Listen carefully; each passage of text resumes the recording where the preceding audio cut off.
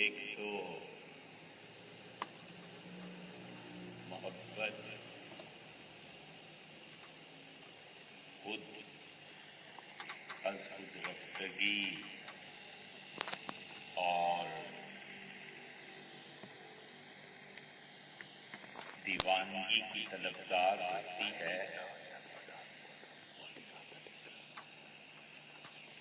اور کچھ لوگوں کا رویہ یہ بھی پاگل پن میں اضافہ کرتا ہے۔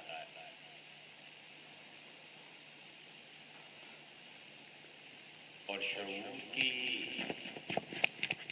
سطح ایک تو خدا کی طرف سے بھی مختلف ہوتی ہے، اور کچھ لوگوں کی سننے اور سمجھنے کے لیے عدم توجہ، یہ بھی مشکلات میں اضافہ کر دیتی ہے۔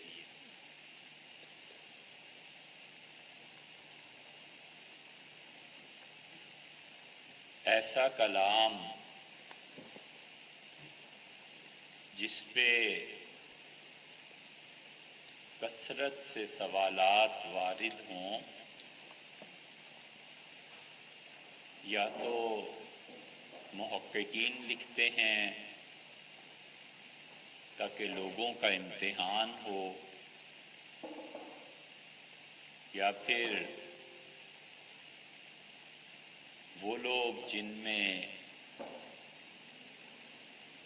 گفتگو کی ادائیگی کا سلیقہ نہیں ہوتا،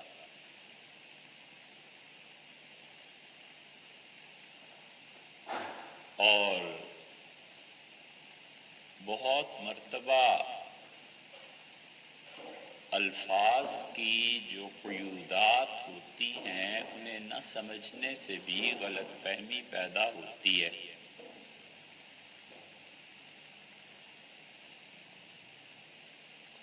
بہت آسان سی مثال ہے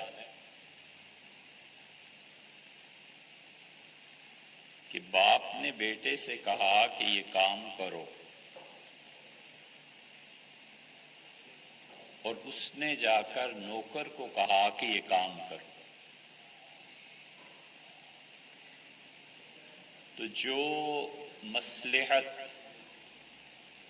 باپ کے دماغ میں تھی وہ ختم ہو گئی۔ تو کہتا ہے کہ میں نے جو تمہیں کہا تھا کہ تم یہ کام کرو تو اس کو نوکر کو کیوں کہا؟ تو وہ اب اس کا جو بھی نتیجہ نکلے گا وہ سامنے ہے۔ تو یہ الفاظ کی جو قیودات ہوتی ہیں اور الفاظ کو جو سوچ سمجھ کے بولا جاتا ہے اس کو سمجھنے، سننے، ادائیگی سب کا شعور درکار ہے۔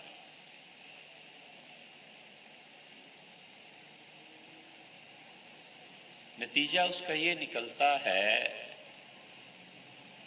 کہ ذہنی سطح ترقی کرتی ہے،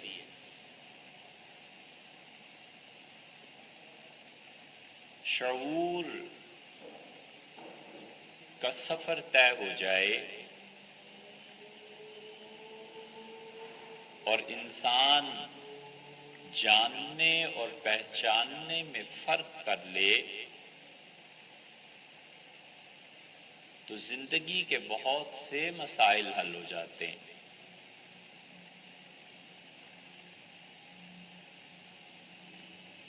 یہ فلسفہ، تصوف، علم کلام، شاعری، یہ سب چیزوں پہ اگر آپ غور کریں تو ان میں جو اقدار مشترک ہیں ان میں سے ایک قدر مشترک یہ انہی الفاظ کی حدود و قیود ہے۔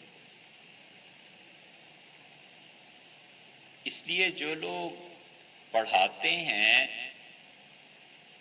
انہیں عمر بھر کا تجربہ ہوتا ہے کہ یہ لفظ کیا ہے، اس کو کیسے سمجھانا ہے، اس لفظ کی بجائے اگر کوئی دوسرا لفظ آ گیا تو کیا فرق پڑے گا۔ یہی چیزیں ہوتی ہیں۔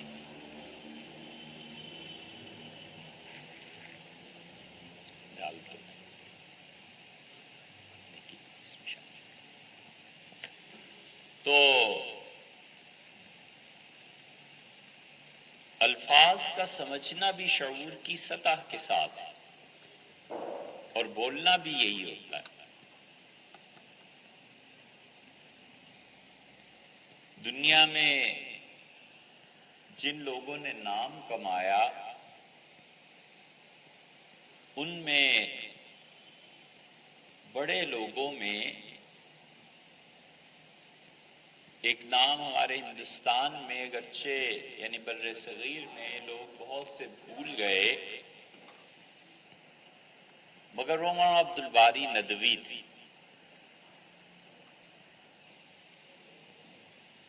مولانا عبد الباری ندوی حضرت تھانوی رحمۃ اللہ علیہ کے مجاز صحبت تھے، اور بڑے کمال کے آدمیوں میں سے تھے، اور مولانا تھانوی رحمۃ اللہ علیہ نے ان کی اصلاح میں بھی کوشش کی۔ مولانا عبد الباری ندوی بیعت نہیں کرتے تھے، اور نہ اتنے زیادہ پیری مریدی میں معروف ہوئے، لیکن جن لوگوں کو انہوں نے بیعت کیا، اب اس کی تو فہرست کیا گنوائیں، ہمارے موضوع میں نہیں، لیکن ہم دلی گئے تو مولانا وحید الدین خان صاحب نے ایک سوال کا جواب دیا کسی کو۔ مولانا کی بہت سی باتیں خراب بھی ہیں، صحیح بھی ہیں۔ کسی نے ان سے پوچھا کہ آپ کسی سے بیعت ہوئے؟ فرمانے لگے میں مولانا عبد الباری ندوی سے بیعت ہوا۔ انہیں بڑا تعجب ہوا، ان کا کیسے؟ انہوں نے کہا دنیا بھر میں لوگ ہاتھ پکڑ کے بیعت ہوتے ہیں شیخ سے، اور میں نے اصرار کیا اور مولانا بیعت فرما نہیں رہے تھے تو میں نے پاؤں پکڑ لیے، پاؤں پکڑ کے بیعت کی۔ مولانا عبد الباری ندوی نے جو کام کیے، جو لکھا، اس میں برکلے پہ بہت لکھا۔ یہ برکلے ظاہر ہے کہ اپنے دور کا مانا ہوا فلسفی تھا۔ برکلے یونیورسٹی گئے اور سہیل ہمایوں صاحب، اللہ تعالیٰ انہیں خوش رکھے اور جزائے خیر دے، وہاں لے گئے۔ تو برکلے جانے اور وہاں رہنے کی بڑی تمنا تھی۔ مولانا عبد الباری ندوی کو جب پڑھا تو خیال آیا کہ برکلے کو پڑھا جائے، پھر پڑھا تو پھر ظاہر ہے اسلام سے ایک یونیورسٹی منسوب ہے۔ اب افسوس اس بات کا ہوتا ہے کہ ہمارے ہاں برکلے کی صلاحیتوں کے بچے پیدا ہوتے ہیں، لیکن حالات، واقعات، معاشرے کی نہج اور ناقدری، یہ برکلے کو باقی نہیں رہنے دیتے۔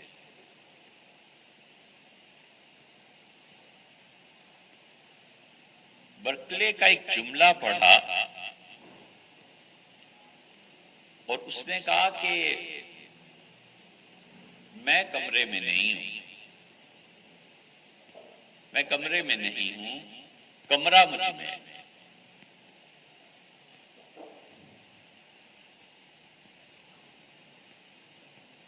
ظاہر ہے کہ اس کا یہ کہا ہوا جملہ آنے والوں کی تنقید سے کیسے محفوظ رہ سکتا تھا۔ تو ان کے بعد جو آئے انہوں نے کہا کہ اس کا مطلب یہ ہوا کہ برکلے کو جو کائنات کا شعور حاصل ہوا وہ اس کمرے کے برابر ہے، اور اس کمرے سے اگر وہ باہر نکلتا تو اس کی ذہنی سطح اور کائنات دونوں کے درمیان کا فاصلہ تھا جو اس نے طے نہیں کیا۔ امر واقعہ یہ ہے کہ اس کائنات میں ایک قانون ہے ہستی کا، اور ایک قانون ہے شعور کا۔ ہستی کا قانون مومن اور کافر سب میں یکساں ہے، اور ہستی کا قانون یہ ہے کہ وہ یاد دلائے، اور شعور کا قانون یہ ہے کہ یاد کرے۔ اس لیے ہستی کا قانون یاد دلاتا ہے، اور آدمی دانستہ جان بوجھ کے اس یاد پر پردہ ڈال دیتا ہے، سو اسے غافل کہو کافر کہو یہ ہے۔ اور ہستی کا قانون یاد دلاتا ہے اور مومن یاد کرتا ہے، اسے مومن کہیے، نیک آدمی کہیے، سب چیزیں روا۔ لیکن ہستی کا قانون کافر اور مومن سب میں یکساں جاری ہے۔ یہ پوری کائنات میں ایک ایک چیز، حتیٰ کہ انسان کے اندر جو میکینزم جاری ہے، یہ سب کا سب یاد ہی پہ مشتمل ہے۔ اس یاد کو ڈھانپ دینا قصداً جان بوجھ کے یہی کفر ہے، اور اس یاد کو پہچاننا اور اسے قائم رکھنا یہی ایمان ہے۔ ہستی کا قانون مومن اور کافر سب کے لیے یکساں۔ اللہ تعالیٰ فرماتے ہیں نا کہ قیامت میں ہاتھ بھی گواہی دیں گے، پاؤں بھی، تو وہ کہیں گے، پوچھیں گے افراد اپنے اعضاء سے کہ کیا کر رہے ہو؟ تو کہیں گے کہ انطقنا اللہ الذی انطق کل شیء، اس پروردگار عالم نے آج ہمیں وہ شعور نطق دیا ہے جو اللہ نے ہر چیز کو دیا ہے۔ بندش تھی، دنیا میں بولتے نہیں تھے، آج بولنے لگے۔ شعور کی اس سطح پہ کافر اور مومن سب برابر۔ کافر غور نہیں کرتا، چھپاتا ہے، مومن غور کرتا ہے، قائم رکھتا ہے۔ اس لیے جو یاد ہے اللہ کی، وہ دونوں طرف ہے۔ ایک طرف وہ ہے جو یاد کرتا ہے، اس کو یہ شعور رہے کہ میں کیا کر رہا ہوں۔ یہ شعور پیدا ہونا اور اس کا ثابت رہنا کہ میں کیا کر رہا ہوں، یہ بہت بڑا شعور ہے، یہ بیداری ہے۔ بچہ ہے وہ غفلت میں ایسے کام کرتا ہے جو نہیں کرنے چاہیے، پاگل ہے اس کی سطح نہیں ہوتی، مومن کی سطح ہوتی ہے کہ میں کیا کر رہا ہوں، ایک چیز اس میں یہ رہتی ہے، اور دوسرے جو میرا مذکور ہے، جس کو میں یاد کر رہا ہوں، وہ کس سطح پر ہے۔ اور پہلی سطح اور لیئر جو قائم ہوتی ہے وہ اسم ہے، نام ہے، اور جب ترقی کرتا ہے تو یہ سطح دماغ میں قائم ہو جاتی ہے۔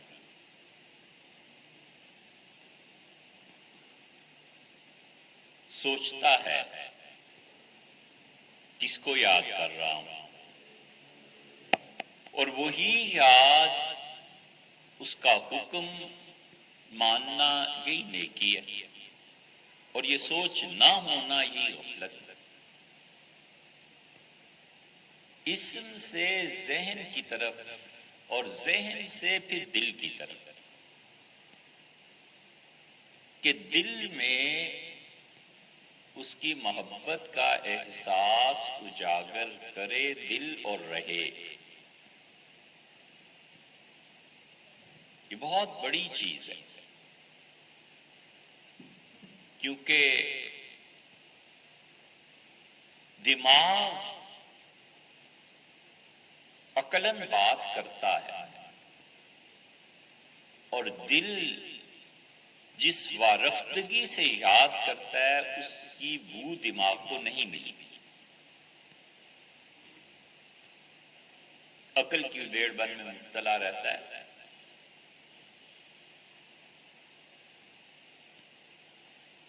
اور قلب سے پھر وجود کی سطح یہ آخری ہے، بس وجود کی سطح کا احساس ہو جائے قائم،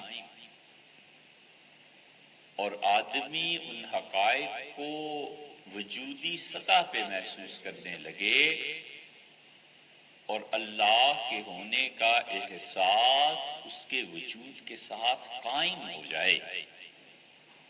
وہ اٹھے تو اس کے حضور میں رہے، اور جب سوئے تو اس کی یاد میں سوئے۔ یہ جو وجود کی سطح پر ذکر کا احساس پیدا ہو جاتا ہے، یہ ذاکر کا کمال ہے۔ جتنی بھی اطاعت کی راہیں ہیں وہ یہیں سے کھلتی،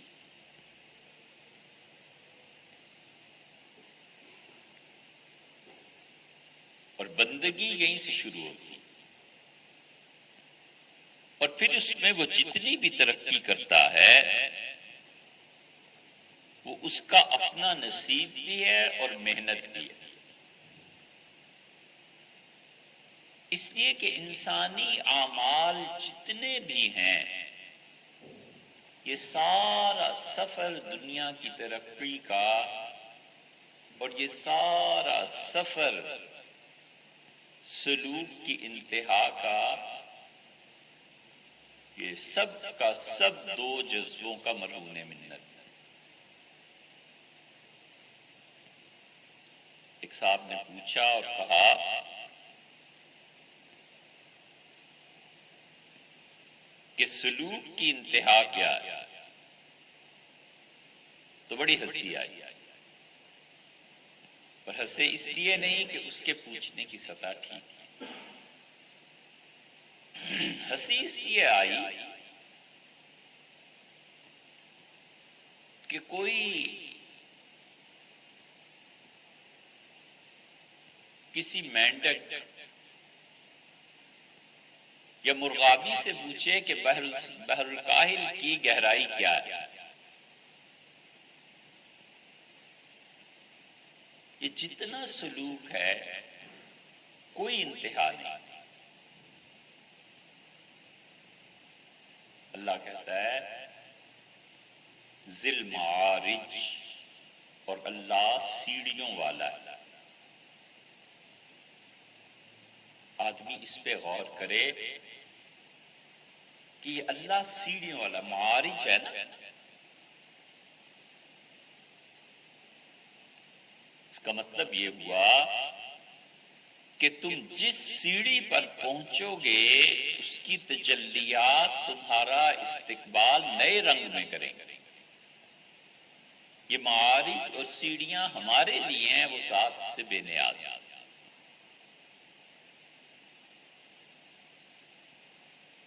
ساری دنیا کی ترقی اور یہ سب سلوک اور تصوف اور یہ اور وہ سب چیزیں یا تو آدمی شوق میں کرتا ہے، ہر شخص میں ایک فطری یکسوئی خدا پیدا کرتا ہے، اور قیامت میں یہ سوال ہوگا کہ تم نے اپنی فطری یکسوئی کو کدھر استعمال کیا۔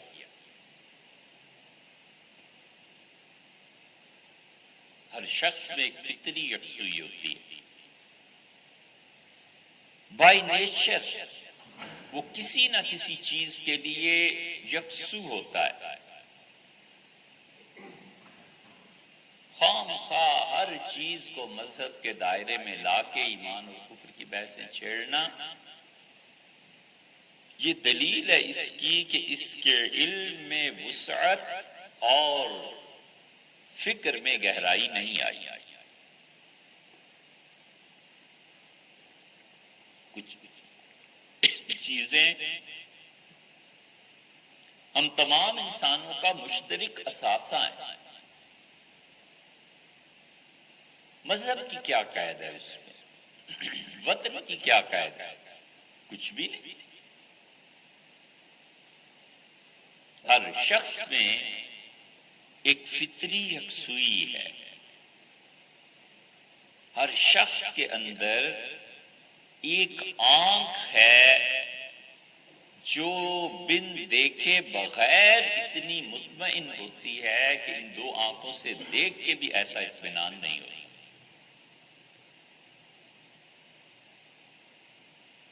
ہر آدمی میں نیچرلی اللہ نے یہ بات رکھی ہے، اور قیامت میں اس یکسوئی پر سوال ہوگا۔ مثلا کسی بچے کو آپ دیکھیں،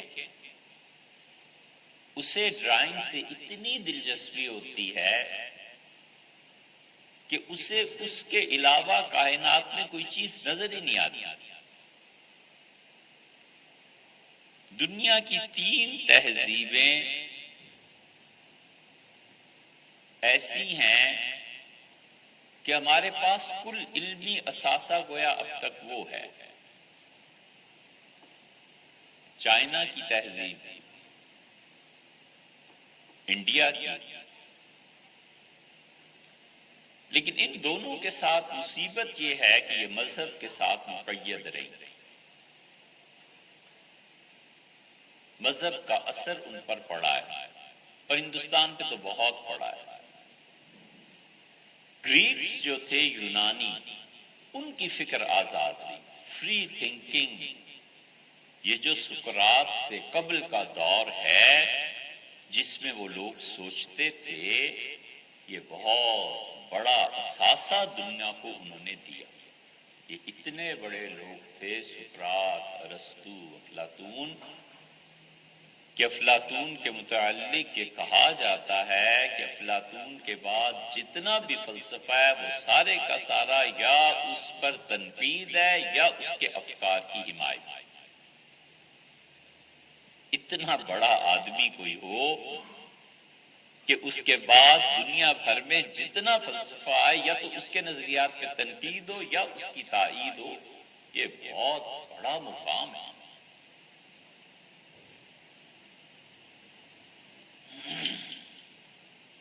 یہ فری تھنکنگ انہوں نے دی اور اس کا بڑا اثر ہوا، کائنات پہ اثر ہوا، دنیا کی فکر اور سوچ پر اثر ہوا۔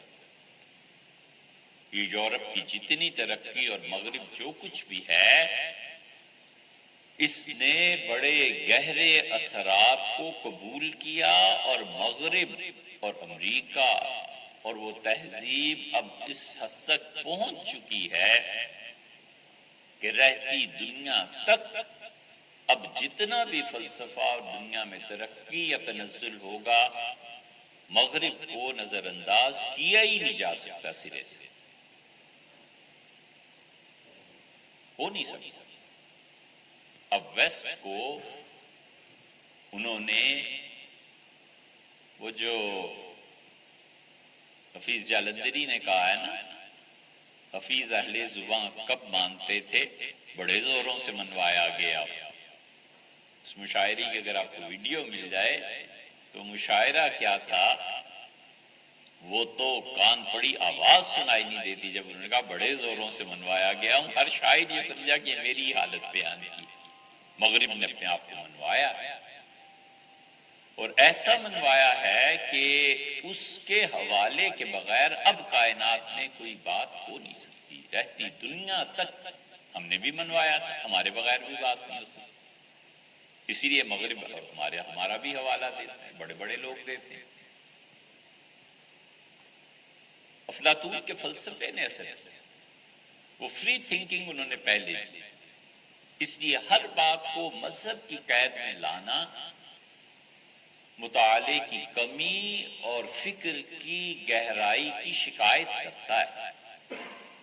ہر انسان میں اللہ نے ایک فطری انہماک رکھا ہے۔ یہ جو فری تھنکنگ تھی اس سوسائٹی کی، یونانیوں نے پوری دنیا کو یہ بات تعلیم اور تلقین کی کہ کائنات میں اصل چیز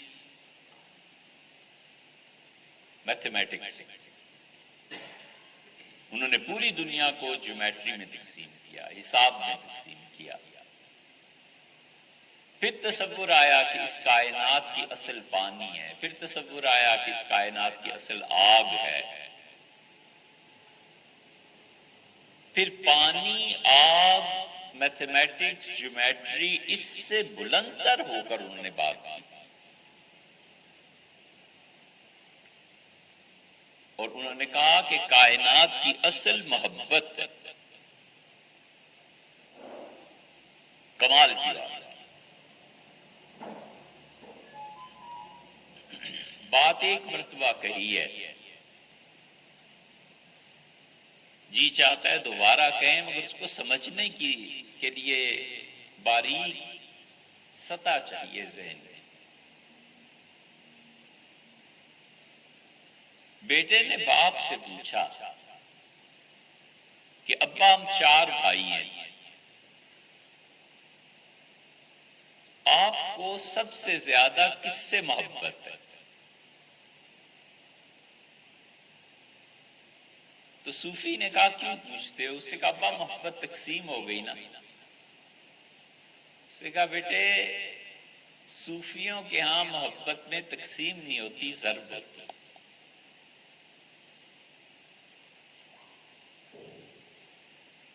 کمال کا جواب دیا۔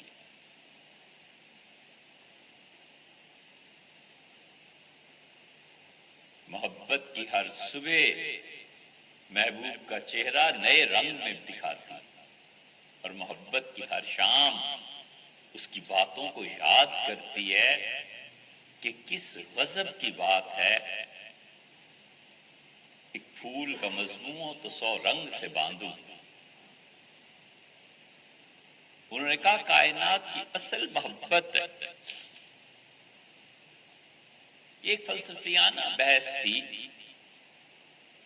لیکن حقیقت یہ ہے کہ دنیا میں جتنے بھی کام ہیں وہ مذہب کے حوالے سے ہوں یا غیر مذہب کے، بنیادی طور پہ 2 چیزوں نے کروائی، یا تو شوق ہوں۔ بچے کو انہماک ایسا ہوتا ہے جیومیٹری سے کہ کائنات میں یہی ہے، اور بڑا ہی خوش قسمت آدمی ہے وہ، یقین مانو یہ بات غالب نے لکھی ہے اور ہے یہ کمال کی۔ انہوں نے کہا کہ کسی کا شوق اور ذریعہ معاش ایک ہو جائے بڑے ہی خوش نصیب ہے، واقعی ہے۔ کسی آدمی کو شوق ہو انجینئر بننے کا اور وہ پھر بنے اور وہی اس کا ذریعہ معاش بھی ہو جائے تو وہ تو ترقی۔ کسی آدمی کا ذوق ہو شاعری کا اور شاعری کے ذریعے اس کا رزق بھی آنے لگے، اس کی صلاحیتوں کو پھر نکھار تو آئے گا۔ ایک آدمی کو شوق ہے تعمیر کا، گھر کا، وطن کا، ملک کا تعمیر کا شوق ہے، آگے بڑھنے کا شوق ہے، اور اس کے اس شوق کو موقع مل جائے تو پھر تو جو کہو سو کم۔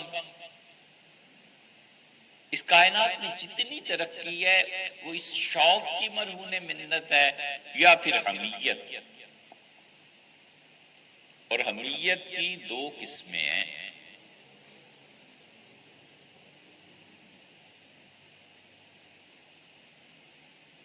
حمیت ہوتی کیا ہے؟ یہ بھی تو ایک مسئلہ ہے نا۔ حمیت آدمی اپنی ملک خاص میں غیر کی مداخلت پر جو احتجاج کرتا ہے، یہ حمیت۔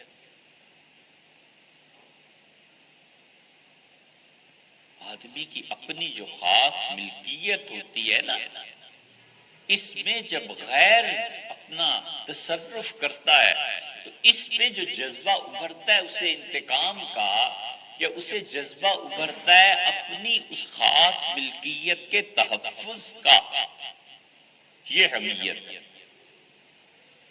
اور اسے ہی آپ غیرت کہتے ہیں۔ اس لیے یہ جتنے قتل کی بحث ہے نا، غیرت پہ قتل، تو کئی ایک سے ہم نے کہا کہ یہ غیرت پہ قتل، غیرت ہوتی کیا ہے؟ تو انہیں اصطلاحی معنی تو درکنار، لفظی معنی بھی نہیں آتے۔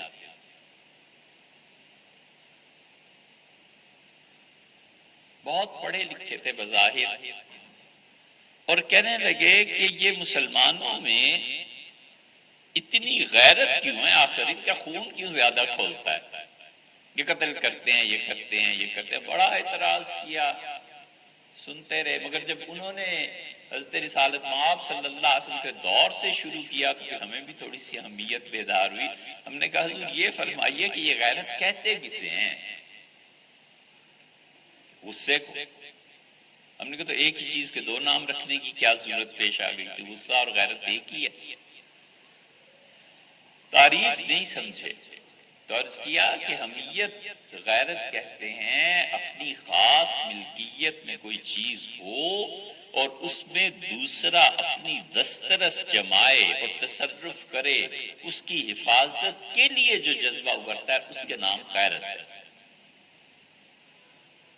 زمین کا ایک ٹکڑا آپ نے خریدا، ایک آدمی آ کے اس پہ مکان بنانے لگا، آپ نے کہا یہ تو میرا پیسہ ہے، میری ملکیت ہے، میں نے اس سے خریدا تھا، یار کیا کرتے ہو؟ اور اس پہ اپنا مکان بنائے چلا جا رہا ہے، تو آپ اس سے لڑیں گے یا کیا کریں گے؟ جو کچھ بھی کریں گے نا، یہی غیرت ہے کہ اپنی خاص ملکیت ہے۔ اور اگر نہ کریں اور اس کو چھوڑ دیں تو پھر کیا آپ سمجھتے ہیں یہ یورپ ہے؟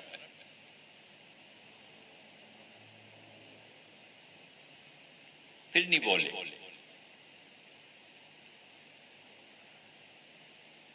دنیا میں جتنے کام ہیں نا، یا محبت اور شوق سے ہوئے یا اس حمیت سے۔ اور حمیت کی دو ایک قسم قرآن کہتا ہے حمیت الجاہلیہ،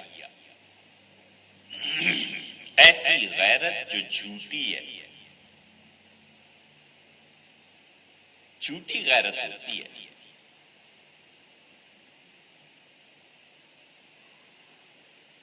شریعت مطہرہ نے ایک ایک لفظ جو استعمال کیا ہے نا، ہم مسلمانوں کے گھر نہ بھی پیدا ہوتے اور یہ دین نہ بھی ہوتا تو بھی مر مٹنے کے قابل تھی یہ کتاب، یہ دین ایک ایک حرف نگینہ جڑا۔ اللہ کہتا ہے حمیت الجاہلیہ، ایسی غیرت جو جھوٹی ہے۔ یہ جھوٹی غیرت یہ بہت بگاڑ بھی پیدا کرتی ہے۔ اس کا مطلب یہ ہوا کہ ایک غیرت ہے جو بر بنائے جہالت ہے، اور ایک غیرت ہے جو بر بنائے علم ہے۔ دونوں میں فرق ہے۔ یہ جو بر بنائے علم ہے نا، یہ ہمیشہ فتح پاتی ہے، جو بر بنائے جہالت ہے ہمیشہ رسوا ہوتی ہے۔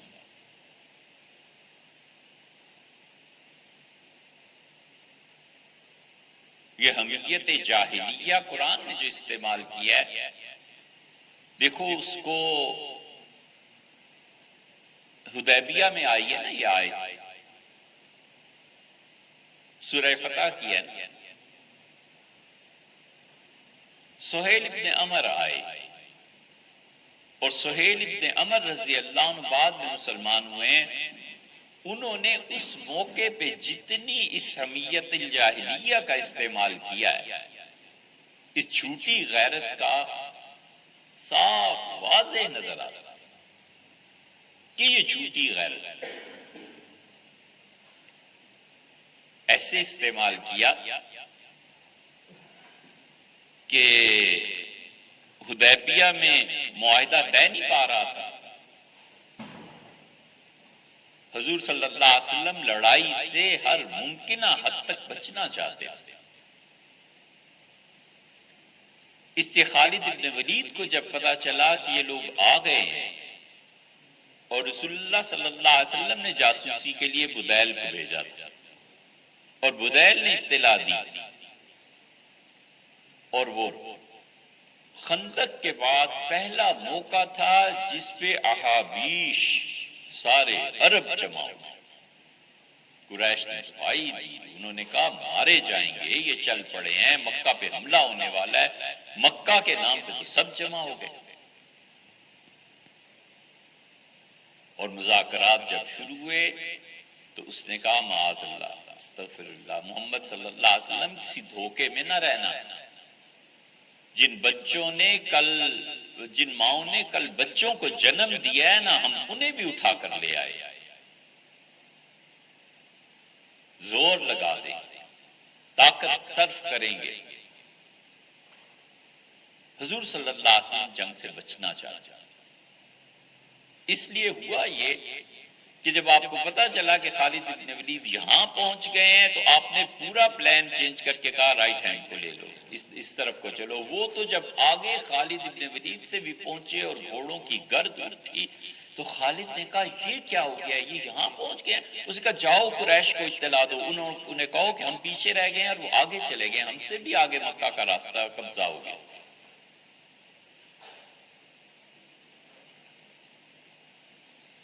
قریش تلے ہوئے تھے کہ جنگ کریں۔ پہلا وقت جب آیا تو حضور صلی اللہ علیہ وسلم بڑی سمپل بات کی، آپ نے فرمایا دیکھو ہم خدا کے گھر کے طواف کے لیے آئے، ہم نے عمرہ کرنا ہے، کوئی لڑائی نہیں ہے اور جانے۔ اور پھر فرمایا کہ اگر قریش لڑنا چاہیں گے نا تو ان قریش کو مسلسل جنگوں نے بالکل کنگال کر دیا، یہ کنگال کا لفظ بولا، یعنی معاشی طور پہ تباہ ہو گئے۔ اور فرمایا پھر خدا کی قسم ہے مجھے کہ میں فیصلہ کر کے ہی پھر جاؤں گا۔ پھر دوسرا، پھر تیسرا، پھر ادھر سے گئے، پھر ادھر سے آئے، عثمان رضی اللہ عنہ چلے گئے، مذاکرات ہوتے رہے، وہ بڑی تفصیل ہے، اس کو چھوڑیے۔ حتیٰ کہ سہیل ابن عمر آئے، اور سہیل ابن عمر جب آئے تو سہیل جو تھا یہ ٹیبل ٹاک سے آپ کہتے ہیں بادشاہ تھا اس کا۔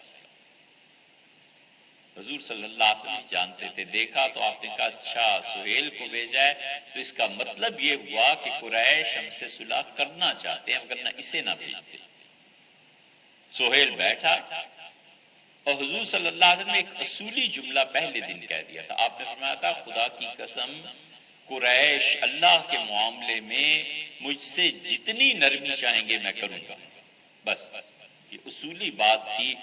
قریش کو سمجھ تو نہ آئی، لیکن سہیل جب آئے تو انہوں نے جو کچھ بھی، وہ ویسے بھی گفتگو حضور صلی اللہ علیہ وسلم نے گفتگو ایسے ہی انہیں بتائی، لیکن آپ اپنے اس جملے کے پاس رکھتے ہوئے مانتے چلے گئے۔ حمیت جاہلیت کا کہاں تصور آیا، جھوٹی غیرت اب شروع ہوئی۔ پہلا جملہ حضور صلی اللہ علیہ وسلم کے ساتھ کئی دور ہوئے، سہیل یہ کر لیں، آپ یہ کر دیں، آپ یہ کر دیں، آپ کئی مرتبہ گفتگو کے بعد آخر بیٹھے اور سہیل نے کہا کہ معاہدہ تم لکھواؤ. ان کا نہیں، آپ نے فرمایا اچھا لکھو. پہلا جملہ لکھوایا بسم اللہ الرحمن الرحیم. سہیل نے کہا بالکل غلط ہے، ہم نہیں جانتے رحمان الرحیم کون ہے، بسمک اللہم لکھو. یہ ہے جھوٹی غیرت، خواہ اڑنا.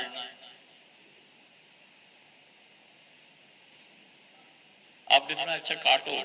سیدنا علی رضی اللہ عنہ کو بلایا تھا معاہدہ لکھنے کا، میں علی سے کاٹ دو رحمان الرحیم اور لکھو بسمک اللہ. انہوں نے لکھ دیا. جھوٹی غیرت کا مظاہرہ دوسرا ہوا. آپ نے دوسرا جملہ لکھوایا اور کہا لکھو کہ یہ معاہدہ ہے محمد رسول اللہ اور قریش اور سہیل ابن عمر کے درمیان. اس نے کہا یہ کاٹو، اکتب اسمک و اسم ابیک، اپنا نام لکھوائیے اور اپنے والد کا نام لکھوائیے. ہم اگر رسول اللہ مانتے تو یہ لڑائی کی نوبت ہی کیوں آتی؟ حضور صلی اللہ علیہ وسلم اگرچہ تم نہ مانو میں ہوں اللہ ہی کا رسول. اور آپ نے علی لکھو محمد ابن عبداللہ. یہ محبت میں بسا اوقات ایسے ہوتا ہے، کسی کو ہوئی ہو نا تو اس سے پوچھو کہ اس کی بات نہ ماننا ہی ماننا ہو جاتا ہے.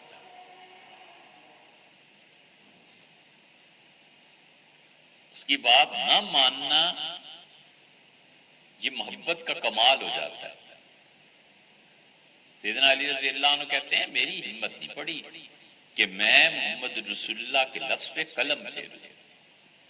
میں چپ رہا. مجھ سے دوسری مرتبہ فرمایا کہ کاٹو میرے اس نام. میری ہمت نہیں پڑی. تیسری مرتبہ کہا میں چپ. اور پھر آپ نے قلم لیا اور خود کاٹا اور لکھا محمد بن عبداللہ.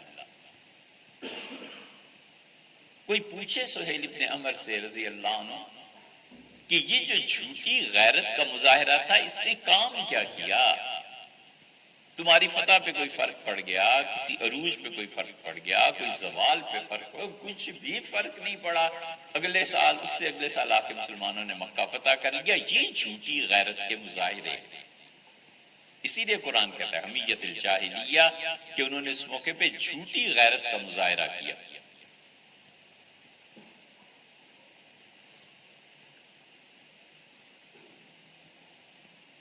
تیسرا جھوٹی غیرت کا ہی مظاہرہ ہوا کہ طے پایا کہ اگر مکہ سے کوئی مسلمان ہو کے مدینہ چلا گیا تو ٹھیک ہے.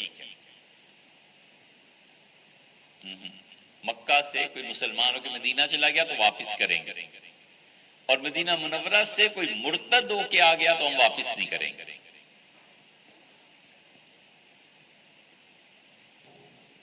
خدا کو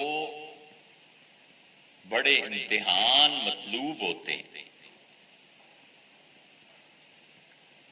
چھلنیاں لگتی ہیں، اور خدا ان چھلنیوں سے چھانتا رہتا ہے، فرد کو بھی جماعت کو بھی. اور امتحان سے کامیابی کے بعد پھر وفا ثابت ہوتی. یہ بھول جانا چاہیے کہ ان چھلنیوں کے بغیر بھی کسی کو خدا چاہے اور محبتیں قائم رہیں. نہیں ہو. اب تک تو ہوا نہیں، آئندہ پتہ نہیں ہو، کبھی تو کہہ نہیں سکتے.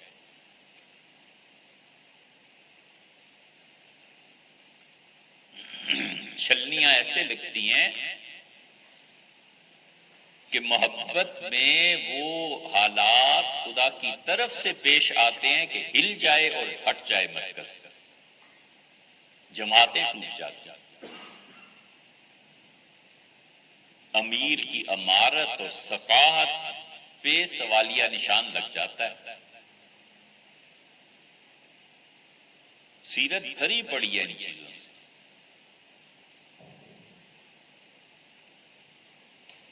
بڑا امتحان ہوا.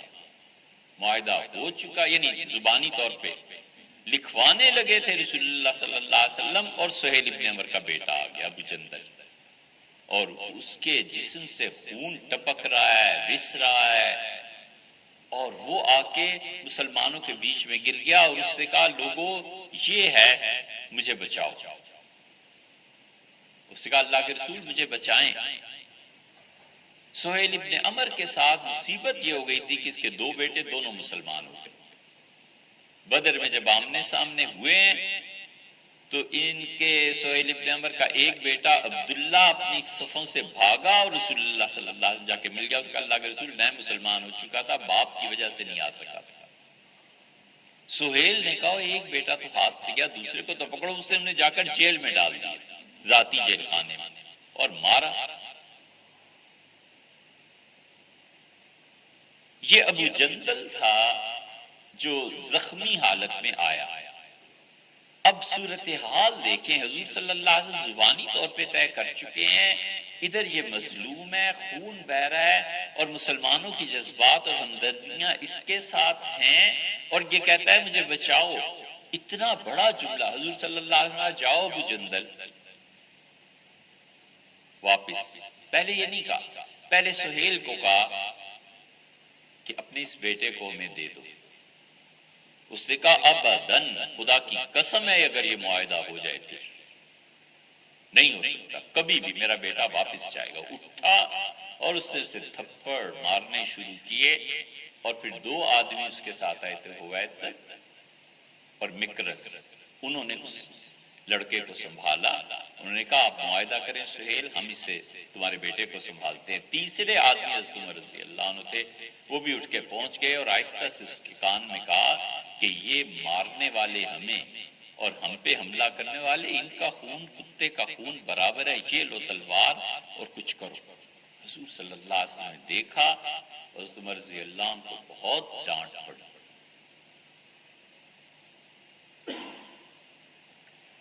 یہ حمیت جاہلیہ کی تیسری مثال ہے، جھوٹی غیرت، جھوٹی انا۔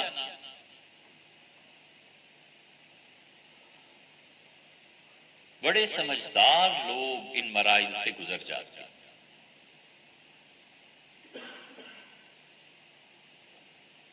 اور اس نے کہا، رسول اللہ صلی اللہ علیہ وسلم آخری حد تک آپ نے سہیل کو کہا کہ لی میرے لیے چھوڑ، میرا خیال ہے،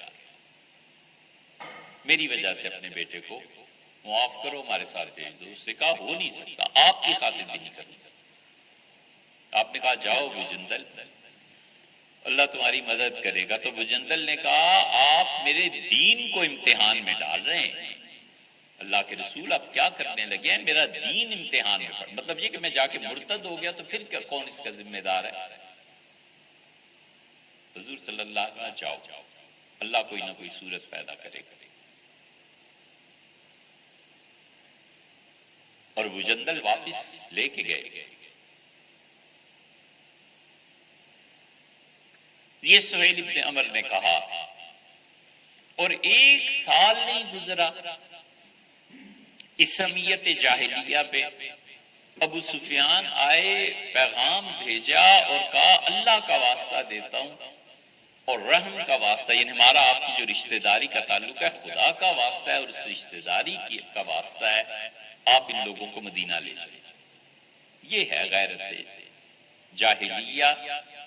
زندگی میں یہ دیکھتے رہو، آج ہی دیکھنا شروع کرنا، کتنے ہی غصے میں بھرے ہوئے اور یہ کر دیں گے اور وہ کر دیں گے اور یوں ہو جائے گا اور یوں ہو جائے گا، اور اسی بیٹی کا رشتہ خود دے آیا۔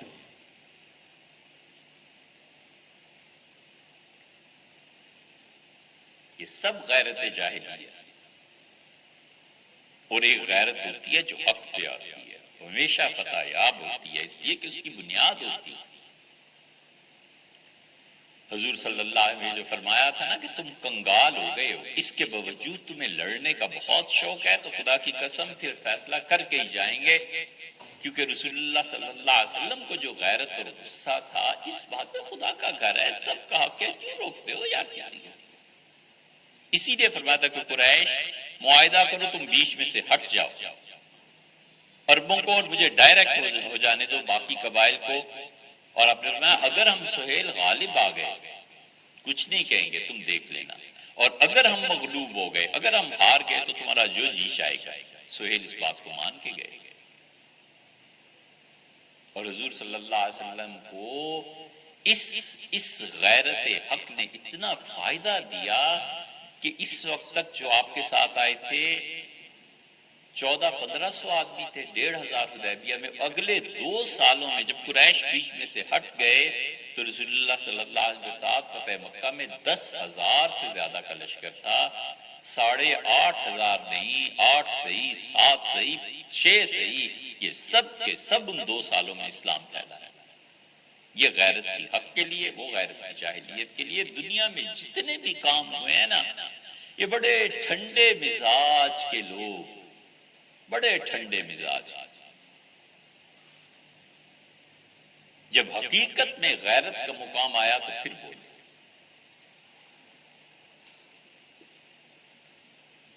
اس لیے یہ جاہلیت کی جو غیرت ہے نا، یہ تباہی پھراتی ہے۔ گاؤں میں دیکھا کرو،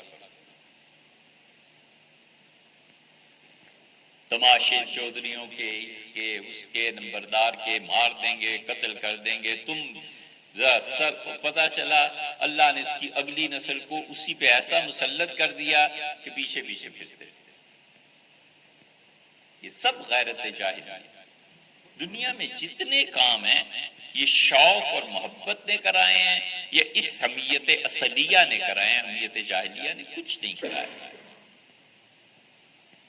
اس لیے وہ جو فرد میں اللہ نے انہماک رکھا ہے نا، ہر ایک میں انہماک ہوتا ہے، ہر ایک کے اندر فطری یکسوئی ہوتی ہے۔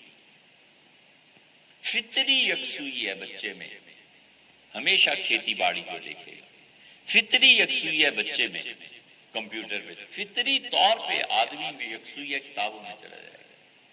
آدمی غور کرے کہ میرے اندر، مجھ میں اللہ نے نیچرلی کیا چیز رکھی ہے جس کے لیے میں بالکل اپنے آپ کو تنہا چاہتا بھی ہوں، ہو بھی جاتا ہوں۔ پیسے کے لیے، تجارت کے لیے، علم کے لیے، ترقی کے لیے، کس چیز کے لیے؟ یہ فطری یکسوئی جب خالصتاً اللہ کے لیے ہو جاتی ہے نا، تو یہاں پہنچ کے انسان کی یاد کی سطح، اس کے نام دماغ دل سے نکل کے وجود پہ چھا جاتا ہے۔ یہ ہے وہ فطری یکسوئی۔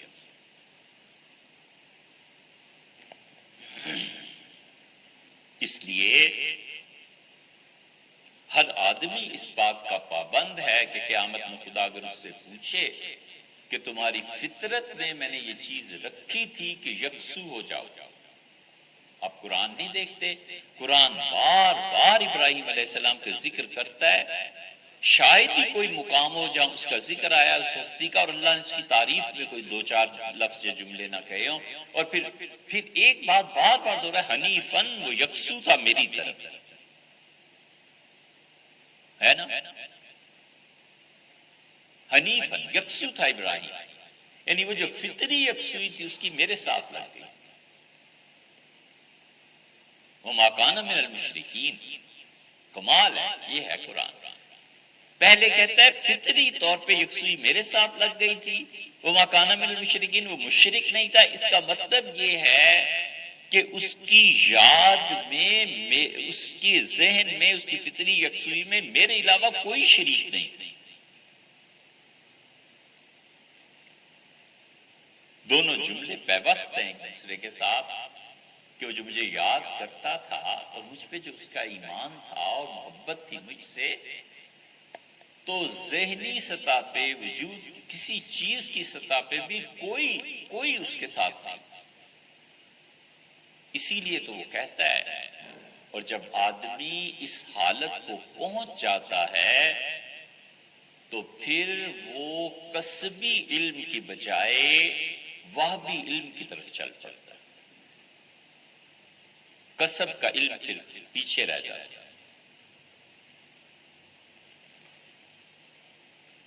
کسب کا علم اپنا میدان پورا کر لیتا ہے اور پھر علم اسے اللہ دیتا ہے،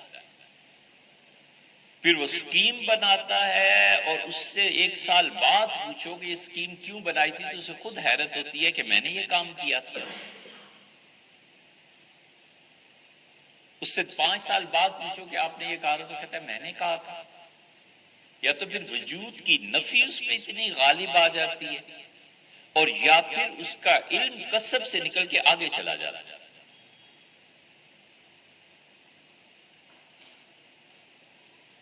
اس کے ذہن کی پاکیزگی، اس کے باطن کی طہارت اسے اس قابل بناتی ہے کہ اس لکڑی پر اتنی مرتبہ رندہ چلا ہوا ہے کہ اب نقش و نگار اس میں لگائے جائے، بنائے جائے۔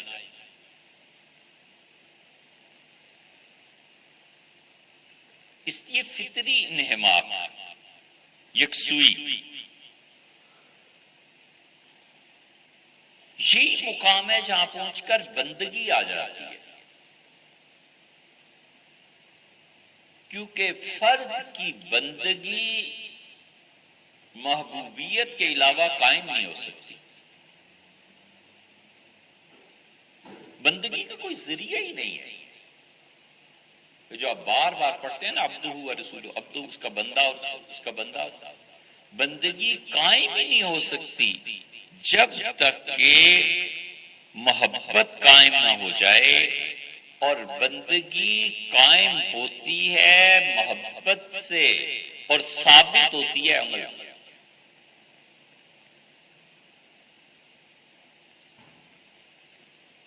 بندگی قائم ہوتی ہے محبت سے اور ثابت ہوتی ہے عمل سے، تو اس کا قیام اور اس کا ثبوت دونوں ضروری ہیں، دونوں مطلوب ہیں۔ بندگی کا قیام محبت کے بغیر ہو نہیں سکتا، اس لیے کہ عمل میں مقصود اور حال میں محبوب، ان دونوں کی بنا بندگی ہے۔ سر جھکانا آسان نہیں ہے، کوئی نہیں سر جھکاتا میاں، اپنی انا کی وجہ سے نہ جھکائے، تعلق مع اللہ کی وجہ سے نہ جھکائے۔ یہ ایسا ہیرا ہے جس ہیرے کو کبھی کبھی اپنے کیسے میں رکھنے والا نہیں جانتا، اور یہ ایسا تھیوا ہے کہ کسی کی انگوٹھی میں ہوتا ہے اور وہ خود نہیں جانتا کہ میرے پاس بھی یہ دولت موجود ہے، نہیں چھپتا۔ لوگ کہتے ہیں کبر ہے، مغرور ہے، مغرور کہاں سے ہے؟ اس کو سمجھو وہ چیز ہی کوئی اور ہے، وہ اس کی خودی ہے، وہ اور چیز۔ کیا کیا غضب کی بات علامہ نے کہی ہے۔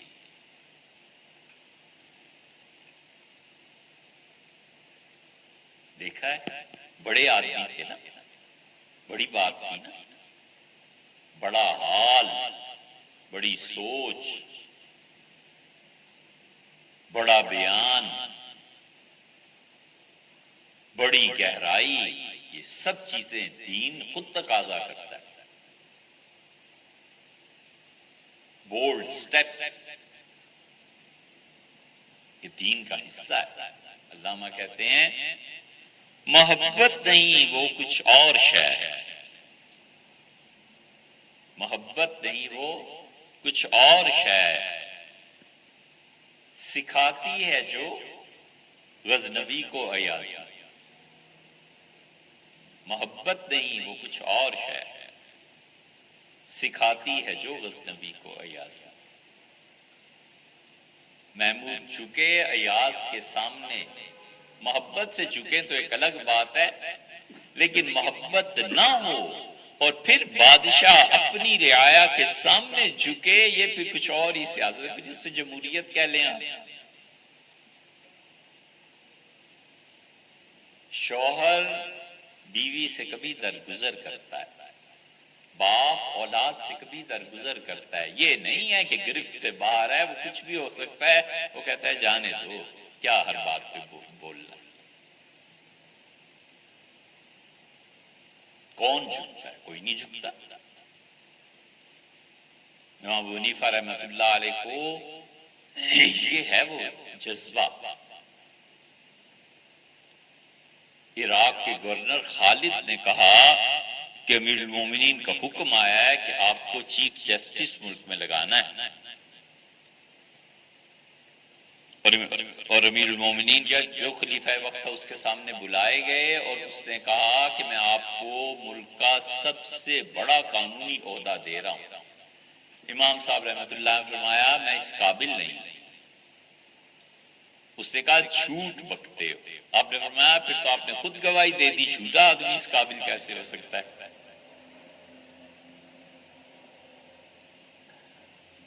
اس نے کہا اللہ کی قسم یہ قبول کرو گے؟ ان کا اللہ کی قسم نہیں قبول کروں گا۔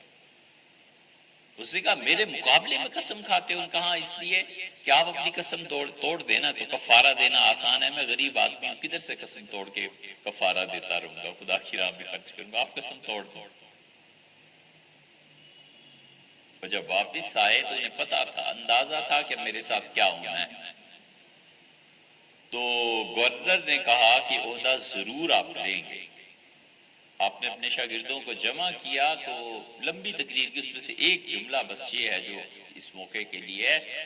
انہوں نے کہا خدا کی قسم مجھ سے گورنر یہ خالد یہ کہے کہ میں اٹھ کے مسجد کے دروازے گن کے آؤں کہ کتنے ہیں، میں یہ کام کبھی نہ کروں، کجا یہ کہ کل قتل کا مقدمہ اور رکا آ جائے، چٹ آ جائے کہ اس کو رہا کر دیں، میں دروازے گن کے نہ دوں تو وہ تو اور بات۔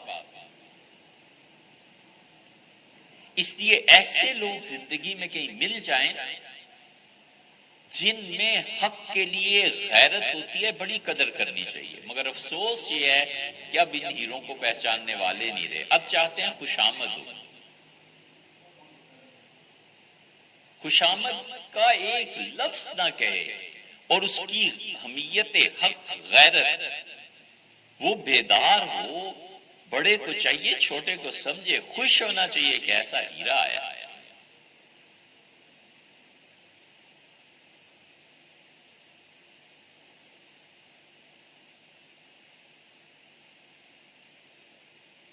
یہ بات حضرت عمر رضی اللہ عنہ نے کہی تھی، کسی نے ان پہ تنقید کی تو انہوں نے اپنے آپ کو جسٹیفائی کیا کہ یہ جو میں نے کام کیا اس وجہ سے تھا۔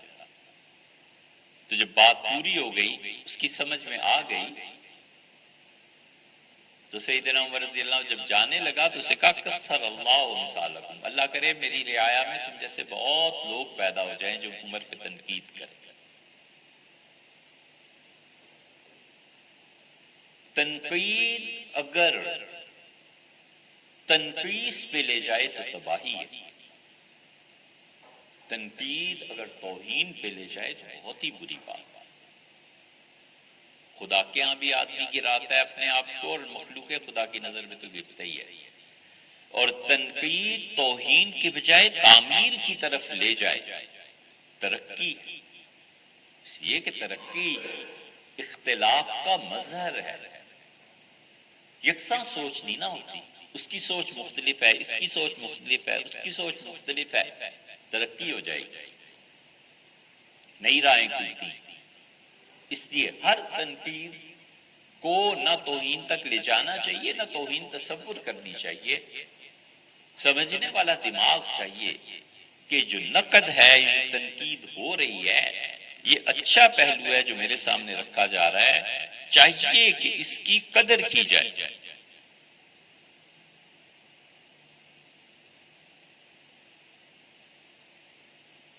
ایک ضروری پیغام پڑھ لیں بھائی، اس کا انتظار تھا۔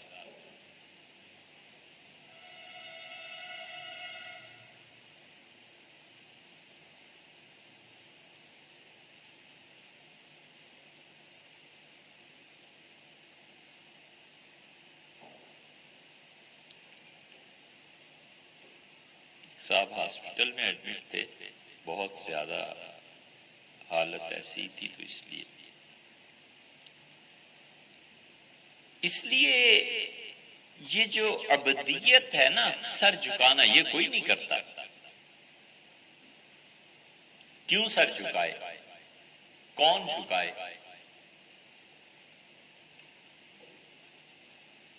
بس دو ہی چیزیں ہیں، ایک بھی کہو تو صحیح ہے، اور وہ ہے عامر محبوب، حکم دینے والا محبوب۔ بس حکم دینے والے کی محبت آمادہ کرتی ہے جذبے کو کہ سر جھکا دے، بغیر کہے بھی جھکا رہتا ہے۔ محبت جو ہوتی ہے، اور ثبوت چاہیے تو اس کی اطاعت دیکھی جائے گی۔ بس اس لیے اللہ ہی کیوں نہ کہے کہ سر جھکاؤ؟ کون نماز پڑھتا ہے؟ کون سر جھکاتا ہے؟ یہ ثابت ہی قائم ہی اس وقت ہوتا ہے جب محبت ہوتی ہے کہ اس نے کہا ہے سر جھکائیں، سر جھکا دیتے ہیں۔ تو محبت قائم کرتی ہے بندگی کو، اور اطاعت ثبوت فراہم کرتی ہے کہ واقعی بندہ ہے۔ اتنی سی بات ہے بس۔ اس لیے ہر حال میں اللہ کی ایسی محبت مطلوب ہے کہ جو آدمی کو اس درجے تک لے جائے، اور یہ بہت بڑی بات ہے اگر یہ سمجھ میں آئے کہ محبوب کی طرف سے جو بات بھی آئے وہ صحیح ہے۔ یہ مقام کسی کو مل جائے تو ایک سجدے پہ 1000 سجدے شکر کے ادا کرے۔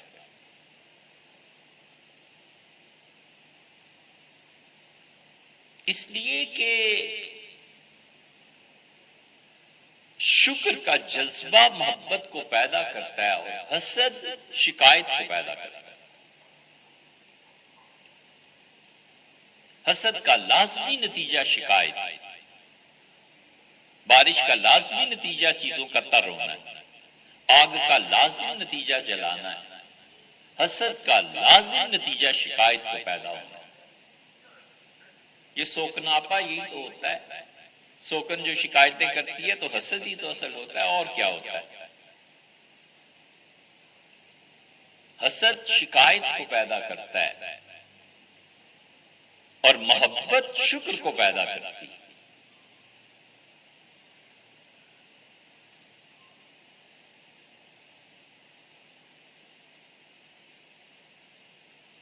ایک چیز کو اگر آپ وسیع معنی میں لیں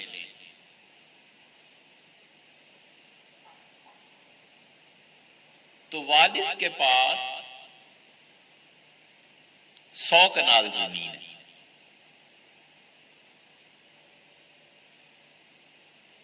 ایک غریب آدمی آیا اور اس نے کہا مجھے مکان بنانے کے لیے جگہ چاہیے، تو کہتا ہے 1 کنال تم لے لو۔ پھر ایک غریب آیا، اس نے کہا 1 کنال تم لے لو، 1 کنال تم لے لو۔ تو اگر بچوں میں انسانیت اور شرافت قائم رہے تو کہتا ہے کہ میرا باپ تو اتنا سخی تھا یار کہ جس کا کوئی حق نہیں بھی بنتا تھا نا اسے بھی دیتا۔ یہ باپ کی محبت لا رہی ہے اس پہ۔ کہتا ہے میری ماں تو اتنی اچھی تھی کہ سالن پکاتی تھی ہمارے لیے، اور اس میں سے بغیر کسی سبب اور وجہ کے محلے میں بھیج دیا کرتی تھی لوگوں کو، عورتوں کو۔ یہ محبت ماں کی اس اعتراف میں مجبور کرتی ہے، شکر ادا کرتا ہے۔ یہ شکر کا جذبہ، یہ محبت کا جذبہ ہے جو شکر پیدا کر رہا ہے، فخر کر رہا ہے۔ اس لیے جس آدمی میں محبت خدا کی پیدا ہو جاتی ہے نا، وہ تو ناز کرتا ہے، وہ کہتا ہے میرے پروردگار کا انعام دیکھو یار، یہ ہمارے محلے میں کتنا غریب تھا، اللہ نے اتنی مرتبہ اسے دے دی یار، دیکھو نا خدا کے کتنے احسانات۔ یہ ٹھیک مزاج ہونے کی علامت ہے ہر صحت مند آدمی ڈاکٹر سے جا کے تھوڑی چیک کراتا ہے، وہ اتنا تو خود بھی جانتا ہے کہ اگر کھانا کھاتا ہوں ہضم ہو جاتا ہے، خون بن رہا ہے، یہ چیزیں ہیں، کوئی پرابلم نہیں ہے، اسے پتہ ہی ہوتا ہے کہ وہ صحت مند ہے۔ غیر پہ اللہ کا انعام دیکھ کر یہ جو شکر ادا کر رہا ہے نا، یہ اصل میں اپنے رب پہ ناز کر رہا ہے کہ میرے رب نے دیکھو اس کی کتنے خزانے ہیں، فلانے کو یہ دیا، فلانے کو یہ دیا، فلانے کو یہ دیا۔ اس آدمی میں حسد نہیں پیدا ہوتا، اور اگر وہ حسد تو پھر باپ سے بھی لڑتا ہے کہ یہ کیوں کر دیا، یہ کیوں کر دیا، یہ کیا کر دیا، ماں سے بھی لڑتا ہے، یہ کیا ہو گیا، یہ کیا ہو گیا۔ اس لیے عامر اگر محبوب ہو، امر کرنے والا، ہر چہ از ساقی ماریخ عین الطاف است، ہر وہ جو چیز میرے محبوب کی سراہی نے انڈیلی ہے، وہ پانی ہے یا شراب ہے یا دودھ ہے یا شہد ہے، میرے لیے سب چیزیں ٹھیک۔ 100 مرتبہ تو سنائی ہوگی یہ بات، لیکن کمال کی بات، وہ عربوں کا شاعر ہے ایک، اس کا شعر کمال کا، کہتا ہے یہ ہے محبت، کہتا ہے کہ مجھے جس لڑکی سے محبت ہے وہ میری محبوبہ بھینگی ہے، اور یہی اس کا کمال ہے، یہی بھینگا پن تو اس کا کمال ہے کہ میرا رقیب سمجھتا ہے اس سے دیکھ رہی ہے، حالانکہ آنکھیں میری طرف ہوتی ہیں۔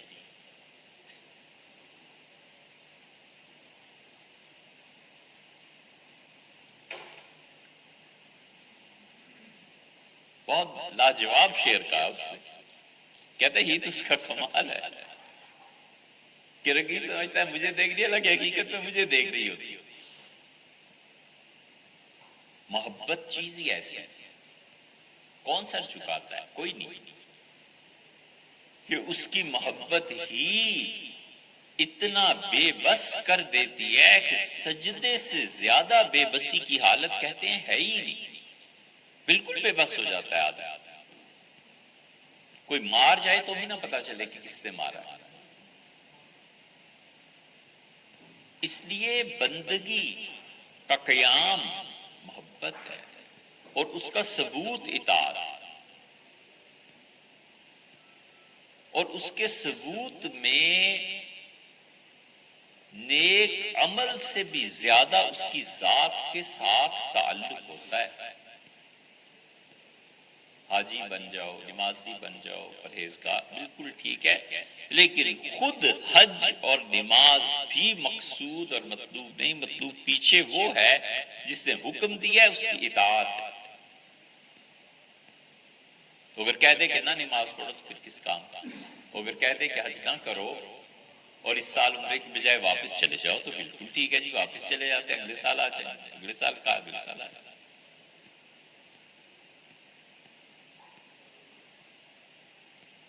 یہی کمال تھا صحابہ کرام رضی اللہ عنہ کا۔ اس لیے یہ جو ہستی کا ایک قانون ہے نا، یہ کافر اور مومن سب کے لیے برابر ہے، اور ایک شعور ہے، اس کا ایک قانون ہے۔ اللہ کہتا ہے وَإِن مِّن شَيْءٍ إِلَّا يُسَبِّحُ بِحَمْدِهِ، کائنات کی کوئی چیز ایسی نہیں ہے جو میری تعریف نہ کرتی۔ یہ اس کے وجود کا لازمی نتیجہ ہے۔ کافر کا دل بھی دھڑکتا ہے اس لیے کہ اللہ نے کہا دھڑکتے رہنا۔ بڑا باریک فرق ہے، آدمی اپنے اختیار کو استعمال کر کے جب اطاعت کرتا ہے تو اس پہ ثواب ہے، یہ شعور کا قانون ہے، شعوری طور پہ جھک رہا ہے، شعوری طور پہ کھڑا ہو رہا ہے، سفر کر رہا ہے، اور شعور میں نہیں بلکہ وجود میں ہی اطاعت جو رکھی ہے اس پہ کوئی ثواب نہیں۔ دل دھڑکتا رہے کیا ثواب ہے؟ مر گیا تو کیا گناہ ہے؟ کافر اور مومن ہستی کے قانون میں سب برابر ہے۔ خدا پہلے استطاعت کو پیدا کرتا ہے پھر مکلف بناتا ہے، جہاں وہ استعداد کو پیدا نہیں کرتا وہ مکلف بھی نہیں بناتا۔ استعداد ضائع ہو جائے تکلیف کو خود ہٹاتا ہے، اس کی مہربانی۔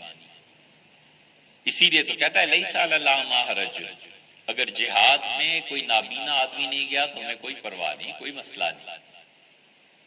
ولا علی العارج حرج، اور کسی کی ٹانگ کٹ گئی نہیں ہے یا اصلاً ہی نہیں ہے، استعداد تھی، ٹانگ خراب ہو گئی، اب استعداد ختم ہو گئی، سرے سے ہم نے دی نہیں، کوئی مسئلہ نہیں، ہم نے اس پابند بھی نہیں کیا۔ پہلے ہمیں اللہ نے پہلے کائنات کو پیدا کیا، پھر دیکھنے کی صلاحیت دے دیتا، اور کائنات پیدا نہ ہوتی، حسن پیدا نہ ہوتا تو کیا تھا؟ کچھ بھی نہیں۔ اس لیے وہ پہلے استعداد کو پیدا کرتا ہے، پھر توفیق دیتا ہے۔ یہ قانون ہے، اس لیے شعور کا قانون اور ہے، ہستی کا قانون اور ہے۔ ہستی کا قانون یہ ہے کافر اور مومن سب برابر ہے۔ کافر ہستی کے قانون کے بعد اسے ڈھانپتا ہے، اور مومن ہستی کے قانون کو دیکھ کے اعتراف کرتا ہے، یہی تو کمال ہے۔ اس کائنات میں کون سی چیز ایسی ہے؟ ایک چیز گن کے بتاؤ کوئی ایسی جو اللہ کے وجود کی نفی کرتی ہے۔ ایک ایک چیز بتاتی ہے کہ میرے پیچھے کوئی ہے۔ اسی لیے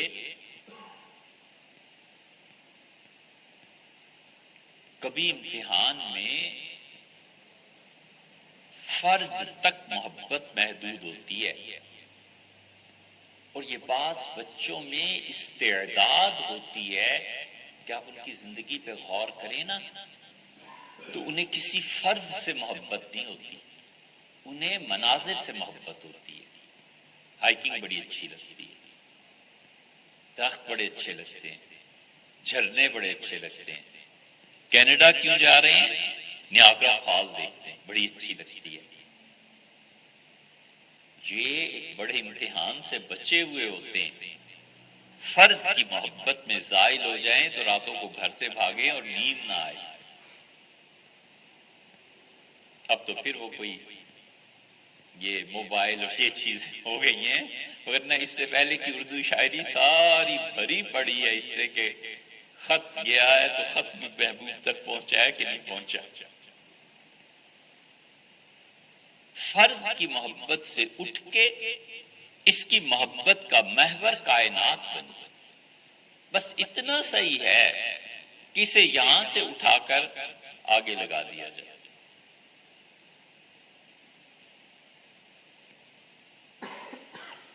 شیفتا کی بات یاد آتی ہے، لیکن اس بات کو پورا ہی کر لیں۔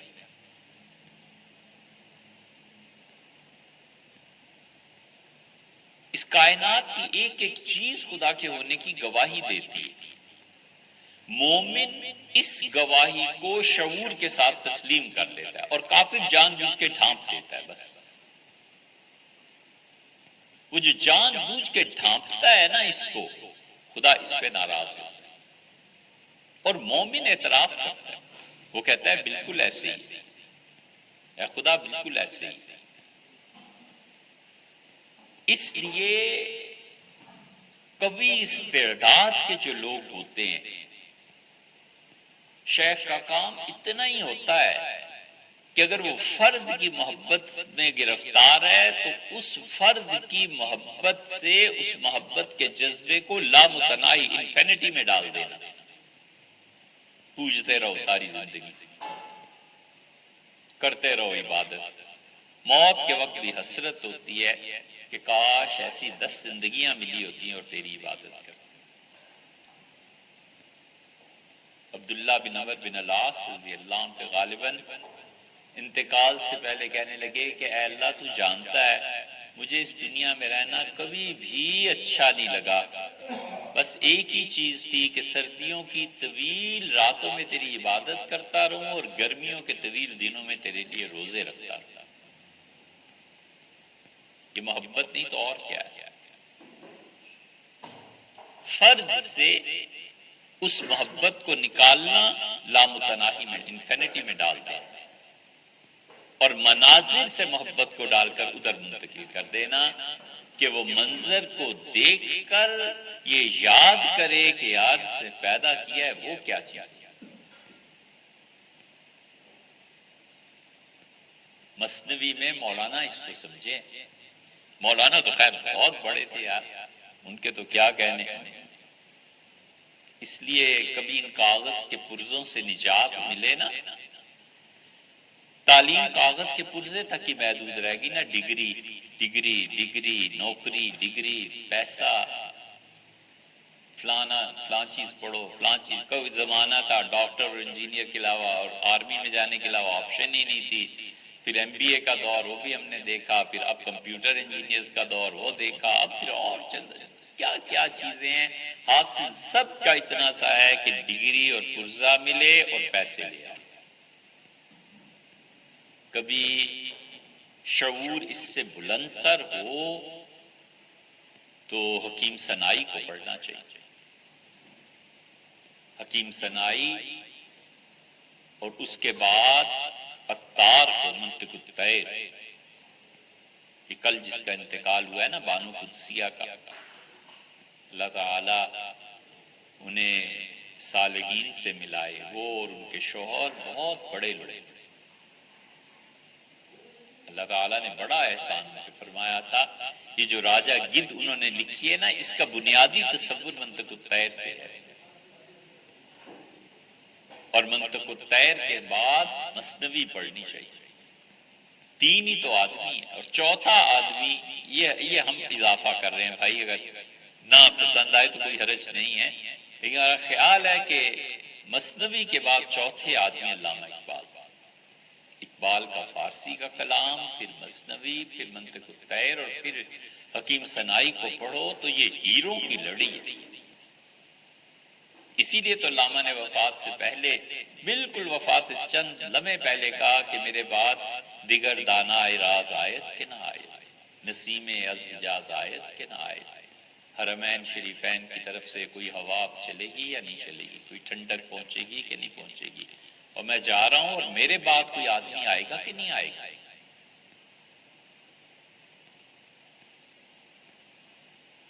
مولانا روم نے لکھا ہے کہ یہ سمجھو کہ پورے انسانوں کے لیے اللہ نے مٹی گندھوائی اور فرشتوں نے گارا بنایا اور اس پہ حسن کو چھڑک دیا گیا۔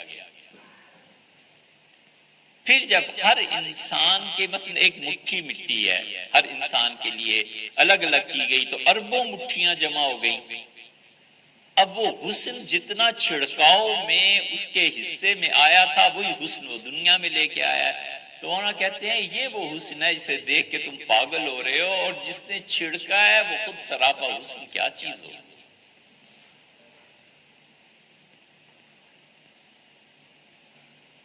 شیفتہ کے متعلق کہتے ہیں، یہ بھی کئی بار بات سنائی ہے لیکن چلو،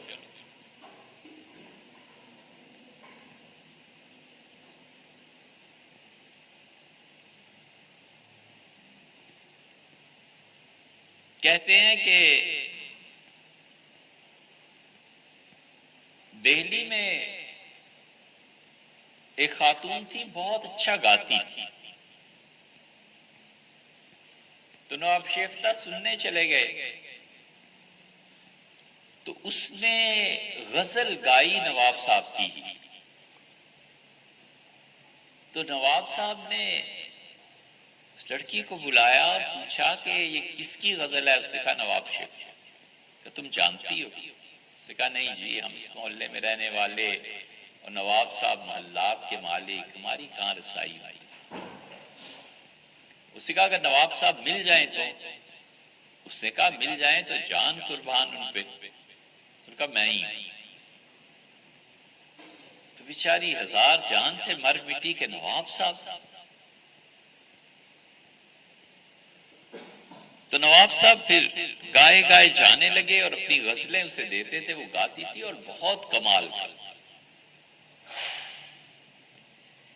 ایک اور نواب صاحب تھے، انہیں بھی پتا چلا، نواب لوہارو، غالب پہ الزام لگا تھا نا کہ نواب شمس الدین کے قتل میں یہ بھی شریک ہیں. غالب بڑے بدنام ہوئے بیچارے، لیکن یہ بھی ایک چھلنی تھی. غالب کے بہت معتقد ہو گئے تھے لوگ، جن کو خدا نے ہٹانا تھا چھلنی لگی، سب نکل گیا.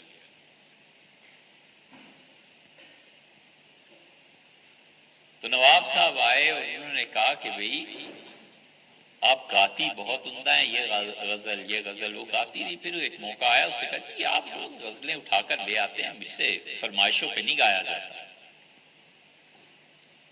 اس نے کہا نواب شیفتہ میں کیا بات ہے، وہ تو جب بھی آتے ہیں. اس کا نواب صاحب کی بات اور ہے، وہ تو ہم ان پہ مر مٹے 100 جان سے، آپ کا اور ان کا کوئی مقابلہ. یہ کسی نواب کے لیے سننا، اور وہ بھی 1857 سے پہلے یا بعد یا اسی دور، بڑی چیز تھی. تو انہیں بہت گراں گزرا. اب رکابت چل پڑی نواب شیفتہ سے، تو انہوں نے اس لڑکی سے کہا کہ ایک رات ہمارے محل میں آئیے اور کچھ کلام سنائیے. اس نے کہا میں بالکل نہیں آؤں. اس کا اتنے ہزار دیں گے، پھر اتنے ہزار، وہ نہ کرتی رہی. آخر اس نے پیغام بھجوایا اور اس نے کہا آپ ایک رات رہیے ہمارے محل میں، ہم یہ کہنے کے قابل تو ہو جائیں کہ آپ ہمارے محل میں آئی تھی، 1,00,000 روپیہ دوں گا. یہ آفر جب اس کے والد فلاں نے سنی، بھائی ان کا ضرور چلی جاؤ، 1,00,000 روپیہ مل جائے، ہم تو اس گندے محلے سے جان چھڑائیں کہ کوٹھی بنائیں، کچھ کریں، ضرور چلی جائے. نواب صاحب آئے تو ان کا 1,00,000 روپیہ پیش کروں گا اور آپ آئیں، ایک کمرے میں رہیں، یہ لیں تالا چلا. بالکل کوئی تعلق نہیں کسی کا. اس کا نواب صاحب اور خواتین بھی، تو اس کا نواب صاحب 1,00,000 روپیہ مجھے نہیں دیتے، یہ نواب شیفتہ خان کی عزت کو 1,00,000 دیتے ہیں، میرے جوتے کی نوک پہ. نواب شیفتہ نے جب سنا تو وہ تو بھڑک گئے. انہوں نے کہا وہ اتنی غیرت کہ میری وجہ سے بات سمجھ کے اس نے نہ کر دیا. بیمار ہو گئی، بڑا علاج کیا، آخری خواہش پوچھی تو اس سے کہا نواب شیفتہ کو بلا دے. نواب صاحب فوراً گئے اور ان کے زانوں پہ سر رکھ کے مر گئی، تڑپتی رہی. اس کا بس آپ سے محبت تھی اور یہی جی چاہتا تھا کہ آپ کے قدموں میں دم نکلے اور میں جا رہا. مر گئی. کہتے ہیں نواب شیفتہ پاگل ہو گئے اور ریاست والوں نے نوکر ساتھ رکھے کہ نواب صاحب کی اتنی بڑی جاگیر اور اتنا بڑا نواب اور یہ پاگل ہو گیا ہے، دلی میں کریں کیا. تو جو مشیر تھے انہوں نے سلطنت سنبھال لی اور نواب صاحب پاگلوں کی طرح پھرتے رہے. اور کرتے کیا تھے، کسی بھی نالے پہ بیٹھ کے، گندا نالا بس ایک چھڑی سی تھی مارتے رہتے تھے. پاگلوں کی جیسے حرکتیں ہوتی ہیں. اور ایک دن وہ ہوتے ہوتے دلی خانقاہ ایک تھی، تالاب تھا، وہاں پہنچے اور پانی پہ چھڑی مار رہے. تو شاہ عبد الغنی صاحب مجددی رحمت اللہ علیہ بیٹھے بخاری شریف پڑھا رہے تھے، اور شاہ عبد الغنی صاحب مجددی رحمت اللہ علیہ بہت بڑے آدمی تھے اپنے دور. یہ ہے غیرت. انہوں نے کہا ہندوستان میں وہ رہے جس نے انگریزوں کے خلاف بغاوت کرنی، اس کا ارادہ ہو حکومت کے خلاف جدوجہد کرنے کا، وگرنہ ہندوستان میں رہنے کا اب شرعی جواز کچھ نہیں رہ گیا. حرمین شریفین چلے گئے اور حرمین میں بارش نہیں ہوئی. تو عثمانی سلطنت کا زمانہ تھا اور عثمانیوں کے ہاں خلافت عثمانیہ میں وہ خدا کی رحمت کی طلب میں یہ کرتے تھے کہ حضرت عثمان رضی اللہ عنہ کے زمانے کا جو قرآن پاک ان کے پاس اب ترکی میں محفوظ ہے، وہ لاتے تھے، کھولتے تھے اور کہتے تھے کہ یہ صحابہ رضی اللہ عنہ کے زمانے کا ہے، تو خدا اس میں رحمت نازل کرتا ہے جب بھی کوئی بڑا موقع ہوتا تھا تو اس موقع پہ کسی بڑے آدمی سے قرآن رکھوا کے دعا کراتا.